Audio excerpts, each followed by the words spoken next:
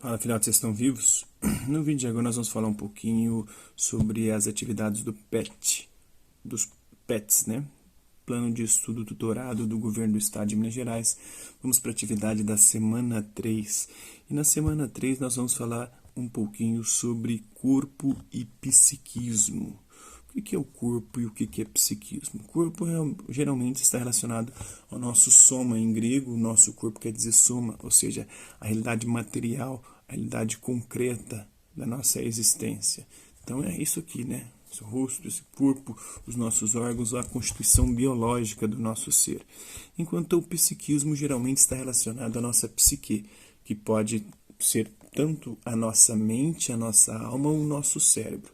Então essa é a diferença. O corpo está relacionado a essa constituição física que nós temos, e a psique, vem do grego, é um termo que significa alma, mas também pode designar a nossa mente e o nosso cérebro. Então, nós precisamos fazer essa diferenciação entre corpo e alma. O corpo seria a realidade material, a alma a realidade espiritual da nossa existência, do nosso ser. Existem duas vertentes filosóficas em relação a isso. O dualismo, que diz que corpo e alma são duas coisas completamente distintas, o corpo sendo a realidade material e a alma a realidade espiritual. E o monismo, que defende que, na verdade, tanto o corpo quanto a alma são uma única e mesma coisa. E a nossa alma, que dizem ser uma realidade espiritual, nada mais é do que uma manifestação do nosso corpo, mais especificamente da nossa mente ou do nosso cérebro, que também faz parte do nosso corpo. Então, o ser humano é uma única substância. Corpo e alma são dois modos de manifestação dessa única substância, que se manifesta através do nosso corpo biológico e também do nosso cérebro. E o dualismo vai dizer que são duas coisas separadas, e geralmente o dualismo diz que quando o nosso corpo morre, a nossa alma continua a existir porque ela é espiritual. Ela não é limitada igual o nosso corpo, ela não é temporal, ela não vem a padecer e nem morrer como o nosso corpo. Então, vamos falar também de racionalidade. Racionalidade está relacionado à nossa razão, à nossa capacidade de pensar, de compreender a realidade, e o desejo. O desejo é aquilo que acontece em nós, independentemente da nossa vontade. O ser humano é um ser que deseja, ou seja, em nós muitas vezes é despertado coisas e vontades, desejos, atrações que não dependem da nossa vontade, da nossa racionalidade. Acontece muito pelo contrário, muitas vezes até contra a nossa própria vontade e contra a nossa própria racionalidade. E aí no campo do desejo nós temos as paixões que acontecem em nós nos apaixonamos pelas coisas e pelas pessoas. Isso geralmente nos faz sofrer. Nos faz sofrer porque a gente não tem aquilo que a gente deseja, ou nos faz sofrer depois que a gente tem aquilo que deseja, porque a gente passa a ter tédio, não quer mais aquilo, nem aquela pessoa que a gente queria, porque nós estamos entediados com ela e passamos a desejar aquilo que nós não temos novamente. É um ciclo eterno. Quem vai trabalhar isso muito bem vai ser o Schopenhauer. Falar de consciência. Consciência está relacionada àquilo que nós temos o controle e o domínio, aquilo que acontece na nossa mente, enquanto a gente está desperto, enquanto a gente está em vigília, enquanto a gente pode usar a nossa razão. E o inconsciente. O inconsciente é aquilo que acontece independentemente da nossa vontade. Então a razão está mais relacionada com a consciência, o desejo está mais relacionado com o nosso inconsciente. E um dos âmbitos da nossa existência onde mais se manifesta o inconsciente é nos nossos sonhos. E também quando a gente usa algum tipo de substância que altera nosso estado de consciência, como as drogas, em especial o álcool, por exemplo. No álcool e nas outras drogas, o que começa a manifestar-se é o nosso inconsciente. Por isso que muita gente viaja na maionese quando usa droga, né? Começa a ver coisas que não existem. Tudo aquilo é igual acontece no sonho. No sonho também acontecem coisas que não acontecem no mundo real. Nós estamos na nossa casa, mas na nossa casa a gente pode voar no sonho, a gente encontra monstros, a gente cai em abismos. São coisas que acontecem no sonho, mas que não acontecem na vida real. E tem alguns filósofos, os filósofos da mente, a filosofia da mente, que estudam a mente e o cérebro e tentam definir se mente e cérebro são duas coisas distintas ou se é uma única e mesma coisa. Se há uma alma diferente do cérebro, uma mente, e se há único e exclusivamente um cérebro que faz com que manifeste-se aquilo que a gente chama de alma e de mente. Então as habilidades que nós iremos desenvolver são as seguintes, Primeiro, analisar as diferentes concepções filosóficas sobre a constituição do ser humano, né? Tem as principais, como eu já disse, o dualismo e o monismo. O dualismo diz que o ser humano é dual, ou seja, ele é composto de corpo, que é matéria, e alma, que é espiritual, e o monismo, que vai dizer que o ser humano é única e exclusivamente corpóreo, mas tem outros também idealistas, como o Berkeley, que vai dizer que tudo é espiritual. Essa realidade aqui é espiritual, tudo é ideia. E aí depende, ele é um monista, mas um monista no campo, num outro campo, no campo espiritual. Ou tudo é espírito ou tudo é matéria. Depende aí. Discutir as relações entre racionalidade e desejo. Racionalidade é aquilo que a gente tem um controle, que a gente consegue pensar e controlar através da nossa razão. E o desejo é aquilo que a gente não controla com a nossa razão. É aquilo que acontece em nós, que é despertado em nós independentemente da nossa vontade e da nossa racionalidade. A gente precisa compreender a questão da consciência. Como eu já disse, consciência é aquilo que a gente tem controle através da nossa razão, da nossa racionalidade, é aquilo que a gente faz enquanto está desperto. Então, a questão da consciência como um aspecto fundamental do ser humano. O ser humano é um animal consciente, ou seja, ele tem consciência de si, conhecimento de si mesmo e do mundo à sua volta. Então, consciência é isso, é ciência com algo. É ciência de si mesmo, conhecimento de si e conhecimento da realidade à sua volta, dos outros, do mundo e da realidade que nos circunda. E nós vamos discutir ao longo dessa aula as relações entre mente e cérebro. Se são uma única e mesma coisa ou se são duas coisas distintas. Será que mente e cérebro são uma só coisa ou são duas coisas distintas, diferentes? Então, os questionamentos que serão levantados durante essa aula é o seguinte: o ser humano é dual? Ele é duas coisas distintas, duas substâncias distintas? Ou o ser humano é mono? Ele é uma coisa só, sendo o nosso corpo e o nosso cérebro uma única e mesma coisa, uma única e mesma realidade. E não tem nada espiritual em nós, ou, pelo contrário, até isso que a gente acha que é material, na verdade é tudo espiritual. Isso tudo são ideias. Ideias são coisas espirituais, são representações, ideias criadas por Deus. Aí nós temos dois filósofos que trabalham nessa perspectiva, que nós somos exclusivamente ideias, que tudo é ideia, é o Berkeley, e temos também o Schelling, dentro do idealismo alemão. O ser humano, o que comanda o ser humano? Sua razão ou seus desejos? O que nos move? Para a maior parte dos filósofos, nós somos comandados pela nossa razão. O homem, o ser humano, é um ser racional, é um animal racional. Então é a razão que nos guia e ela que tem o controle sobre a nossa vida. Para outros, como Freud e outros pensadores, eles vão dizer que o que nos move são os nossos instintos, os nossos desejos, é o nosso inconsciente. Então isso aí vai depender também da perspectiva filosófica. O psiquismo é separado do corpo? Será que nossa psique, a nossa alma, a nossa mente é separada do nosso corpo? Será que são duas coisas distintas ou uma única e mesma coisa? Esses são os questionamentos aí. Somos senhores dos nossos desejos e sentimentos? Será que a gente controla o que a gente deseja, o que a gente sente? Ou não? A maior parte dos filósofos dizem que não. Que nós, para alguns, para a maior parte dos filósofos contemporâneos, para os cientistas contemporâneos, né? Porque para outra grande parte do início da modernidade, para a Idade Média e para a Idade Antiga, nós não temos o controle, nós temos o controle dos nossos desejos, dos nossos sentimentos através da nossa razão. A nossa razão consegue controlá-los, consegue ter o domínio sobre eles. Já outros vão dizer que não, os filósofos contemporâneos e os cientistas contemporâneos. Então, o que significa ser consciente? Consciente significa ter conhecimento de si mesmo, dos outros e do mundo à sua volta, do mundo que nos circunda. É possível conhecer-se a si mesmo sem enganar-se? Para os filósofos, como eu disse, até a modernidade, era possível a gente se conhecer sem enganar-se. A partir da contemporaneidade, a filosofia começou a desenvolver uma outra perspectiva, que é a perspectiva do auto-engano. Ou seja, a gente se engana o tempo todo achando que aquilo que a gente está se enganando, na verdade, é a realidade, ou a verdade sobre nós, mas na verdade não é. É uma ilusão que nós criamos sobre nós mesmos. E nós acreditamos nessa ilusão que nós criamos de nós mesmos. Então, para a grande parte dos filósofos, nós nos enganamos o tempo todo e por isso é muito difícil a gente conhecer quem a gente é. E por isso a gente não sabe por que a gente pensa o que pensa, por que a gente faz o que faz, por que a gente se comporta como a gente se comporta. Então, o que significa dizer que que pensamos com o nosso cérebro. Quem desenvolve essa perspectiva geralmente é um monista, que diz que o pensamento não é fruto da nossa alma, não é uma realidade espiritual dentro da nossa mente, mas é algo que acontece através de descargas elétricas no nosso cérebro. Essas descargas elétricas que fazem a gente pensar. Então, a interdisciplinaridade, aí os conteúdos, conceitos e processos tratados nas habilidades acima serão retomados em outros conteúdos, né? Então, o que nos faz ser humano?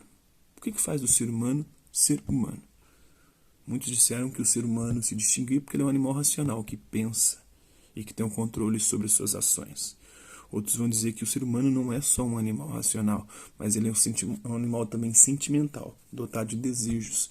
E os desejos, eles acontecem e nos movem muito mais do que a nossa razão. E vai ter várias vertentes dentro dessa perspectiva. Então vamos ver alguns conceitos, né? Vamos trabalhar aqui nessa perspectiva da filosofia da mente, que vai estudar e tentar compreender se mente e cérebro é uma única e mesma coisa, se são duas coisas distintas. Se forem duas coisas distintas, nós temos uma filosofia chamada dualista. Dualismo vem de dois. O ser humano é composto de duas realidades, uma realidade material e outra espiritual. Já o monismo vai dizer que o ser humano ou é só material ou é só espiritual. E vamos falar também sobre a questão das paixões, sobre os desejos, aquilo que acontece independentemente da nossa vontade e que nos leva a sofrer, porque a paixão é uma doença, a doença que causa dor e sofrimento. Causa dor e sofrimento por quê? Porque enquanto a gente não tem aquilo que a gente deseja, aquela pessoa que a gente deseja, a gente sofre porque não tem. E depois que tem, vai sofrer também, vai sofrer diferentemente, vai sofrer de tédio, porque vai enjoar daquilo que tem, daquela pessoa e daquela coisa, porque vai querer outra. Então, saudações, estudantes. Essa semana vocês irão aprender ainda mais sobre quem é você, ou quem são vocês, né? Busque mais referências para complementar seu aprendizado, escute o podcast e veja o vídeo no final desta unidade. Se possível, anote os pontos mais relevantes apresentados nesses materiais e exercite a dúvida.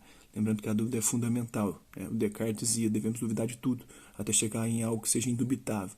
Ele duvida de tudo, duvida até da própria existência e chega a uma conclusão. Peraí, eu posso duvidar de tudo, mas tem uma coisa que não tem como duvidar. Duvidando, eu estou pensando. Penso, logo, desisto. Muita gente desiste, né? Desiste já só de pensar. Mas penso, logo existo. O que garante que eu existo é o meu pensamento, né? Mas primeiro eu tenho que duvidar de tudo.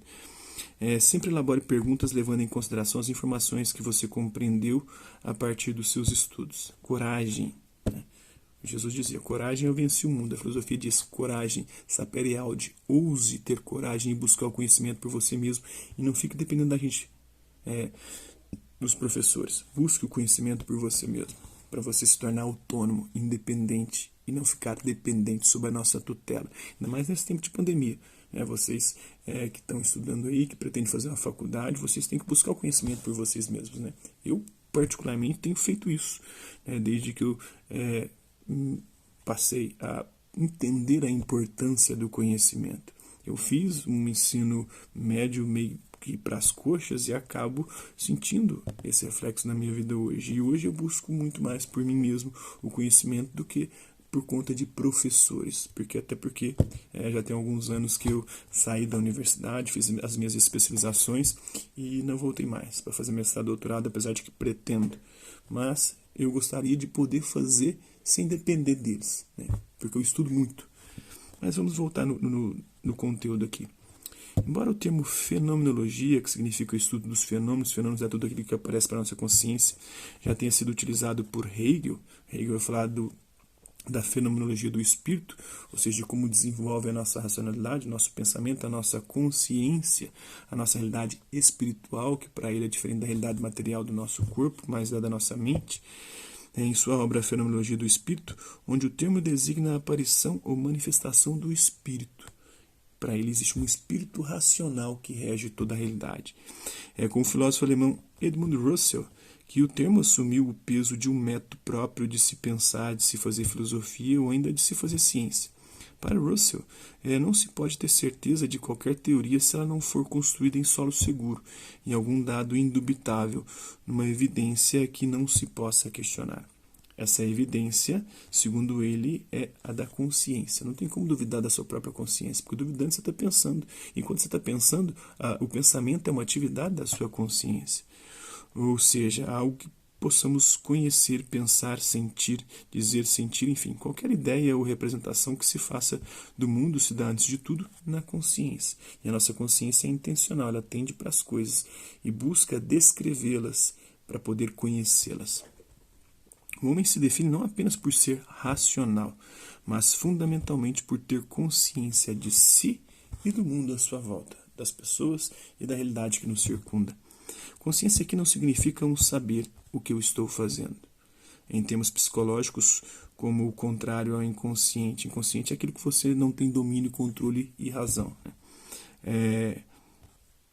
Também não se pode pensar a consciência como um fato puramente mental, exclusivamente da mente, em oposição ao corpo, aí do dualismo, pelo menos na perspectiva da fenomenologia, ao físico.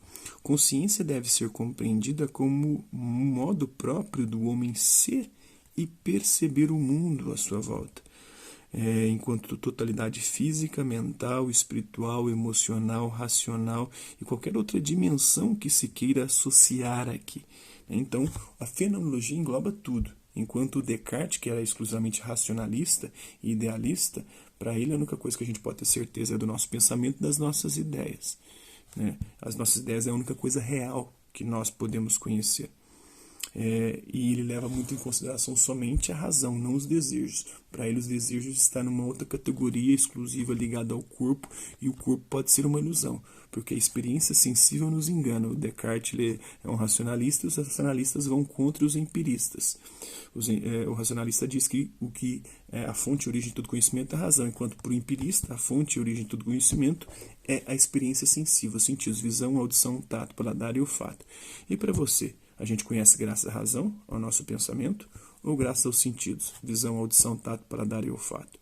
Para os racionalistas, a gente conhece exclusivamente por conta da razão, e os desejos são um engano, são ilusões do nosso corpo, são ilusões corpóreas. Então, continuando, em oposição, consciência deve ser compreendida como modo próprio do homem ser e perceber o mundo, enquanto totalidade física, mental, espiritual, emocional, racional e qualquer outra dimensão que se queira associar aqui. Consciência não é apenas um meio pelo qual algum objeto, o homem, por exemplo, conhece uma coisa, o mundo, como instâncias separadas. Portanto, não é uma realidade pura, isolada do homem, mas a realidade, enquanto ela é percebida, ela se dá na consciência humana. Então não existe um mundo independentemente de nós. Na verdade, o mundo que nós conhecemos depende de nós, da nossa consciência e da forma como a gente vai elaborá-lo na nossa consciência. A partir disso é que se pode raciocinar, calcular, poetizar, agir. A consciência é sempre consciência de alguma coisa, por isso ela é intencional, ela tende para as coisas. Reza o princípio fundamental da fenomenologia. Ela estuda a consciência em si mesma. No ato do conhecimento, no ato que a consciência se dirige para as coisas, para o mundo à sua volta, para as pessoas. Ela é, num sentido mais geral, a descrição de um conjunto de fenômenos que se dão no tempo e no espaço, e que se dispõem à consciência humana. Os empiristas diziam que a essência das coisas é inacessível ao pensamento, que nós só podemos captar aquilo que os nossos sentidos podem pegar da realidade, e que este se constrói a partir das experiências. São experiências sensíveis, são os nossos sentidos, visão, audição, paladar, olfato e tato, que fazem com que a gente perceba o mundo. Não é a razão que nos dá o conhecimento, mas os sentidos. Os sentidos são, e a experiência sensível é a fonte e origem de todo conhecimento.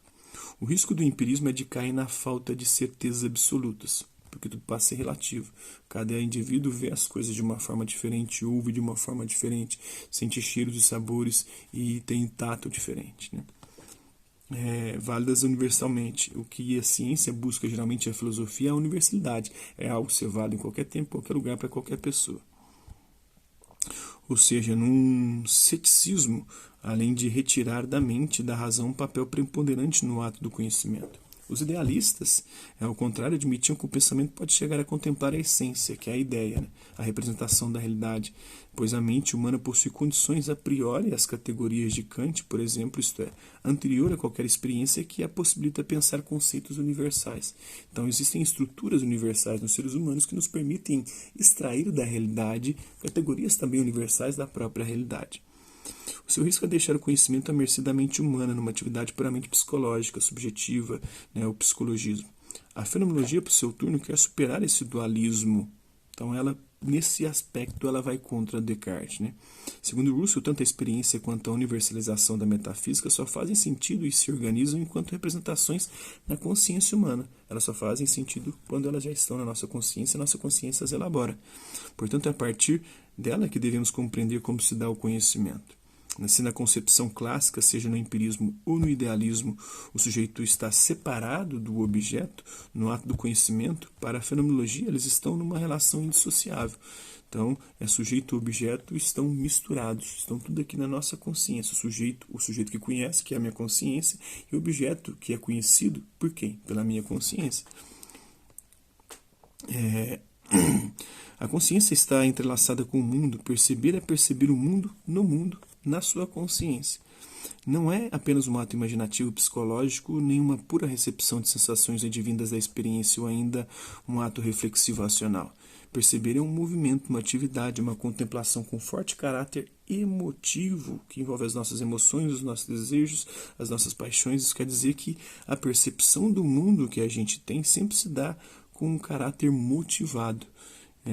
Eu percebo aquilo que mais me chama atenção, de acordo com a minha consciência, com os meus sentimentos, com todo o meu ser. Eu percebo a realidade e todo o meu ser vai determinar a forma como vou perceber a realidade, né? Aquilo que eu quero. O mundo é captado, segundo Russell, sempre em perspectiva, ou seja, sempre em relação a, e nunca absolutamente. Então, a visão que eu vou ter do mundo é sempre a minha visão subjetiva, a partir da minha situação no mundo, a partir da minha individualidade, da minha posição. Se eu sou brasileiro, eu vou perceber o mundo como os brasileiros o percebem, né? Se eu moro em Uberlândia, eu vou pensar como um berlandense pensa. E assim por diante, essa minha consciência, apesar de que também pode desenvolver-se aí a minha individualidade, né? Sempre a percepção não consegue, por esse motivo, aprender a realidade em sua totalidade. Então a gente nunca vai conseguir compreender tudo. A nossa consciência ela é limitada. Ela é limitada à nossa situação, às nossas circunstâncias, ao mundo onde estamos. Então a nossa consciência ela é limitada pela nossa subjetividade, pela nossa individualidade, pelo lugar que nós ocupamos no mundo, mas ela de alguma forma consegue, ao se direcionar para o mundo, ao ser intencional, ao se direcionar para as coisas, para as pessoas, para o mundo, abstrair dali, né, e descrever daquilo ali algo que também é universal. Então, o universal aqui ele se universaliza a partir da individualidade, a partir da subjetividade, a partir da nossa própria consciência. Pelo menos essa é a perspectiva da fenomenologia. Então, vamos ficar por aqui. Daqui a pouco eu volto para poder passar também as atividades e explicar uma por uma. Beleza? Hasta la vista, até a próxima.